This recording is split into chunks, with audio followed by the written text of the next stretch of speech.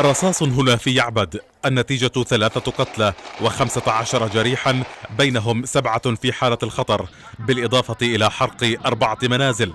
لم يختلف الحال كثيرا في نابلس، فأيضا قتل ضابط أمن برصاص مسلح، وبعدها في شعفاط وقطاع غزة ومناطق أخرى.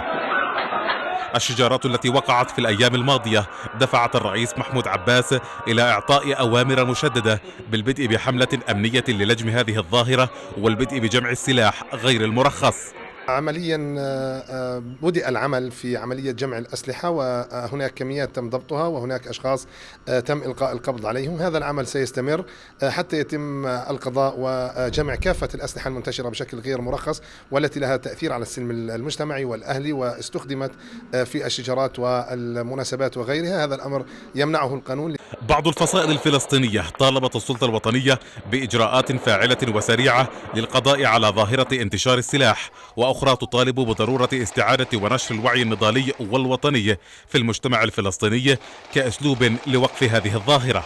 علاج هذا الموضوع له يعني أسباب عملية مباشرة ممكن تحد من هذا الموضوع، ولكن الأسباب الجوهرية يجب أن تقوم على استعادة الوعي وثقافة التحرر الوطني وثقافة التراحم وثقافة النضال المشترك. السلطة مطالبة باتخاذ إجراءات فاعلة من أجل إنهاء هذه الحالة من خلال إجراءات أمنية، وأيضا من خلال مصالحات اجتماعية وسياسية تشارك فيها جميع القوى الوطنية والإسلامية. ووسط هذه الأحداث نفت الشرطة أن يكون سلاح الأجهزة الأمنية جزءا من الفلتان الأمني وفوضى السلاح. أسلحة الأجهزة الأمنية تبقى في مقراتها، تبقى مع دورياتها، يتم إسلامها بوصولات رسمية ومعروف تحركها، لكن إن كان أحد أفراد الأجهزة الأمنية ويحمل سلاح شخصي هذا ممنوع ويعاقب عليه القانون ويتم اتخاذ إجراءات. وأبناء الأجهزة الأمنية يعني مراقبين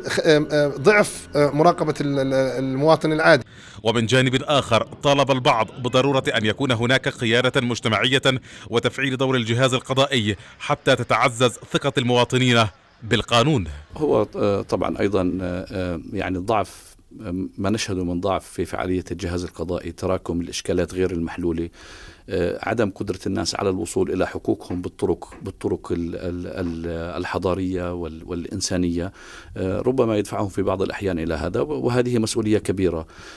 هناك حاجة فعلا لقيادة مجتمعية، ليس فقط قيادة سياسية. ومع ذلك وبحسب إحصائية لجهاز الشرطة فإن العام الحالي وحتى الآن شهد انخفاضا في معدل حالات القتل، حيث سجل العام الماضي 52 حالة قتل، فيما سجل العام الحالي وحتى الآن 18 حالة، 2 منها ارتكبت سابقا وتم الكشف عنها هذا العام. الشجارات التي وقعت خلال الأيام السابقة تدق ناقوس الخطر بضرورة تفعيل دور الأمن في جمع السلاح الذي يستخدم في مثل هذه الشجارات، إضافة إلى إحكام العقل في مثل هذه الحالات. جهاد قاسم، تلفزيون وطن، مدينة رام الله.